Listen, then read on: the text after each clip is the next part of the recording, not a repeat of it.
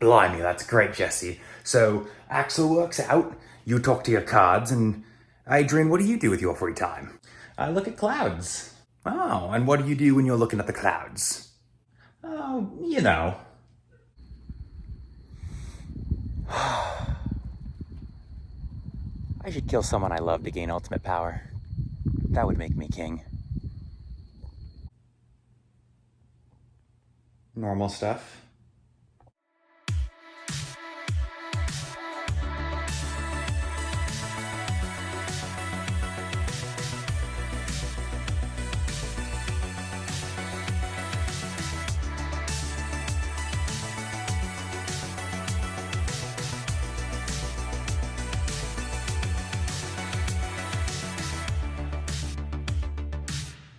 Hey guys, it's Cole from TCG Cardcast, and today I'm going to bring you my 40 card Adrian, Gecko, or Amon Garam deck profile. So let's get into it.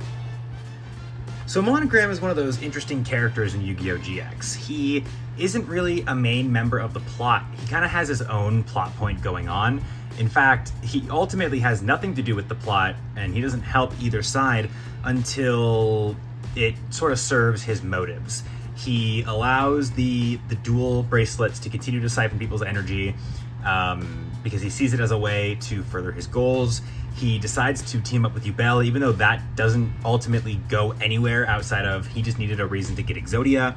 And at the very end, he has a really climactic duel with Yubel and realizes that he was wrong. In the anime, he never even returns to Duel Academy with the other students. He straight up just stays dead. I believe in the manga he does actually return, and he actually shows a lot of remorse as a character. But his deck is really bizarre. It's a mix of some strategies that you wouldn't really think would go together. It's Exodia and Cloudian cards. So yeah, pretty weird deck. Starting off this video, we have one copy of Exodius, the Ultimate Forbidden Lord. This kind of functions as his... He has like 3 boss monsters, and this is definitely the one that he plays the most. Exodius, the Ultimate Forbidden Lord, is a dark level 10 spellcaster effect with *0 attack points. It cannot be normal summoned or set, and must be special summoned using Ritual of the Ultimate Forbidden Lord. It cannot be destroyed by battle, and it is unaffected by the effects of spells, traps, and monster effects. Whenever it attacks, you can send one Forbidden One monster from your hand or deck to the graveyard, which will, of course, give Exodius 1,000 attack points. If there are 5 pieces of Exodia in your graveyard, you win the duel. Exodius is one of those really like super powerful boss monsters. I've been saying this a lot these last few videos. It kind of just feels like the end of GX has a lot of these really big, scary boss monsters. But of course, you can't summon Exodius without Exodia the Forbidden One. Right arm of the Forbidden One, left arm of the Forbidden One, right leg of the Forbidden One, and left leg of the Forbidden One. It's pretty rare that you actually pull off Exodius in this deck, I found. In the anime, they make it look really easy to summon Exodius. In the card game, especially with this anime deck, it's really difficult to go for Exodius. You're usually better off just using the normal pieces to win through a normal Exodia win condition. Then Adrian plays a copy of Vortex Trooper. When this card is normal summoned, you can shuffle 2 cards from your hand into the deck, and then you draw 2 cards. If it's destroyed, you get to draw a card. It's kind of like Card Trooper, but like a lot better. And then in the exact same vein, you've got one copy of Deep Diver, whose effect is at the end of the battle phase, if this card was destroyed and sent to the graveyard, you can choose 1 monster from your deck and place it on the top of your deck. So you'd like let it get destroyed, place an Exodia piece, and then Vortex Trooper lets you reshuffle your hand and stuff. These are the only real cards he plays in his Exodia deck. There's one other card that he summons, monster that he summons, but I'm choosing to lump that in with his Cloudian stuff, which is also the main reason why I believe that Adrian's Cloudian deck was mixed in with his Exodia deck.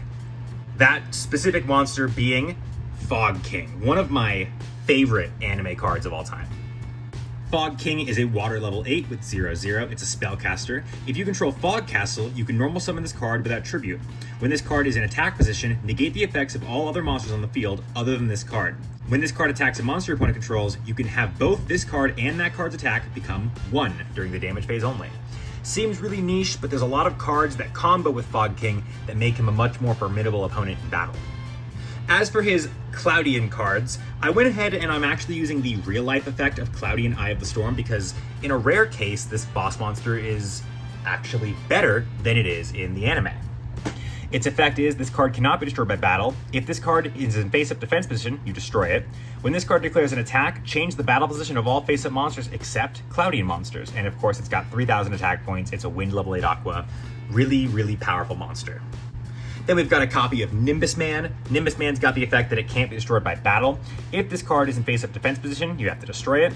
And then you can tribute any number of water monsters for the tribute summon to this card. And when you do, this guy gains 1 fog counter for each card that was tributed. And then he gains 500 points for every fog counter that you have on the field. So he's pretty good. I really don't see myself using cloud counters in this deck or fog counters in this deck a whole lot. Usually you're using your Cloudians to stall for your Exodia strategy. Then we've got 1 copy of Cloudian Poison Cloud. When it's destroyed by battle and sent to the graveyard, if it was face up at the start of the damage step, you can destroy that monster that destroyed it, and if you do, you can inflict 800 points of damage to your opponent. Then we've got 1 copy of Cloudian Ghost Fog.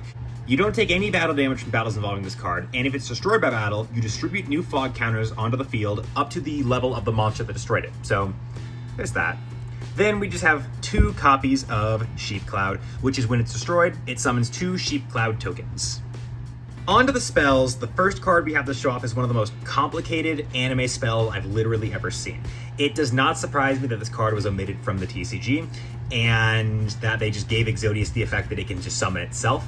We have 1 copy of Ritual of the Ultimate Forbidden Lord. Ritual of the Ultimate Forbidden Lord says, while this card is in your graveyard and there are 5 different Forbidden 1 cards in your hand and or graveyard, return all Forbidden 1 cards in your graveyard to the deck, then discard 2 Forbidden 1 cards. Special summon 1 Exodius the Ultimate Forbidden Lord from your hand or deck. While this card is in your graveyard and you control Exodius the Ultimate Forbidden Lord, if a Forbidden 1 monster is sent to the graveyard by a card effect, except the effect of Exodius the Ultimate Forbidden Lord, you can return that card to the deck. Again, super complicated. It's just a really over-the-top summoning spell for a really over-the-top boss monster. So you got to get this in the graveyard. Then you've got to have, at most, 3 pieces in the graveyard, 2 pieces in hand. This card is really, really difficult. But it's fun. It's that kind of stupid anime crap that we love so much. Then we have 1 copy of Rage of the Forbidden One, which is a so much simpler spell. Activate only during the battle phase while you control a face-up Exodius the Ultimate Forbidden Lord. Until the end phase, you can negate the effects of any face-up spells, traps, or effect monsters that were activated this turn. Super simple. Then we have one of my favorite anime spell cards. We've got 1 copy of Fog Castle. It's a field spell. When a monster you control is destroyed and sent to the graveyard, you can special summon it to your side of the field. But the monster card zone the monster occupied can no longer be used. When the effect of this card leaves you without any usable monster zones, send this card and your entire hand to the graveyard, then add 4 monsters from your graveyard to your hand. You cannot conduct your battle phase during the turn you acted this effect. Then we've got a copy of Royal Sword, which is an equip spell for Fog King. Equip only to Fog King. If it battles, place 1 crest counter on this card at the end of the battle phase. Maximum 4. The equipped monster gains 800 attack for each crest counter on this card. If there are 4 crest counters on this card, you can send the equipped monster to the graveyard to inflict 4,000 damage to your opponent. So it's kind of an insta-win card. Then we've just got a couple of Cloudian spells. We have 1 copy of Big Summon Cloud, 1 copy of Summon Cloud, 1 Wonder Cloud, an Exploding Cloud, a Lucky Cloud, a Diamond Dust Cyclone. We've got a copy of Quick Summon, a copy of Magical Mallet, a copy of Burden of the Mighty, a Pot of Avarice, and a Feather of the Phoenix. On to Adrian's Traps. We've got 3 copies of Break the Seal. Now this card actually just recently got announced for the TCG, which is pretty cool. It's a continuous trap. You can send this face-up card and 1 other Break the Seal you control to the graveyard to add 1 Forbidden 1 monster from your deck to your hand. Super simple. Then we've got a copy of Defense Seal Wall. Activate only if you control a face-up Exodius the Ultimate Forbidden Lord. When an opponent's monster declares an attack, you can negate the attack of an opponent's monster and end the battle phase. If Exodius the Ultimate Forbidden Lord is removed from the field, destroy this card. I'm gonna be honest, I don't really know how your opponent's gonna remove Exodius the Ultimate Forbidden Lord from your field, but I'm sure there are ways. Then we've got 1 copy of Crestburn. Activate only when a Royal Sword you control is destroyed and sent to the graveyard. Place beacon counters on a face-up Fog Castle you control equal to the number of crest counters that were on the destroyed card. So those beacon counters are the things that stopped you from filling up monster zones on Fog Castle. So if for some reason your Royal Sword is destroyed, you can use Crest Burn to turn those crests into the beacons that fill up the field and activate Fog King's effect a lot faster. Then we've just got a copy of Natural Disaster, a copy of Rainstorm, 1 Mirage Target, 1 Backup Soldier, and 1 Dimensional Prison. If it isn't obvious because of all the Exodia cards, your main win condition for this deck is, of course, to summon the 5 pieces of Exodia, the Forbidden One, which is a little harder said than done because this deck is really, really good at cycling out its hand. We have copies of Magical Mallet, Pot of Avarice, and Feather of the Phoenix to easily get the pieces from your graveyard back into your hand or to shuffle out your hand to get the cards you need, as well as having copies of cards like Break the Seal, and of course the awesome boss monster that is Exodius, the Ultimate Forbidden Lord, who can just win you the game on his own anyways, using cards like Deep Diver and Vortex Trooper, and stalling for time with the Fog King combo. Adrian's deck is a bit of a messy one, guys. It works sometimes, it doesn't work some of the other times, but more often than not, this deck is really good at one thing, and that's stalling. This deck is so good at stalling, and really good at cycling out its hand, as I said before. It's really good at performing what it needs to do, which is winning the game through the effect of Exodia. Otherwise, it'll do a really good job of just stopping your opponent from killing you until you can. But the best part about this deck is how buildable it is in real life. Because the deck relies so consistently on the Cloudian package, you can put in a lot of other Cloudian cards that were released in that 2005 to 2007 era.